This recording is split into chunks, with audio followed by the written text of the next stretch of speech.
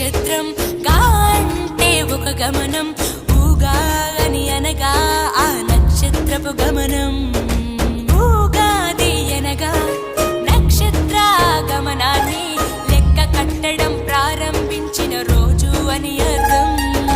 తెలుగు జాతికిది శ్రీకారం, ఇదే కొత్త మన సంవత్సరం, ఉగాది సృష్టికి ఆరంభం.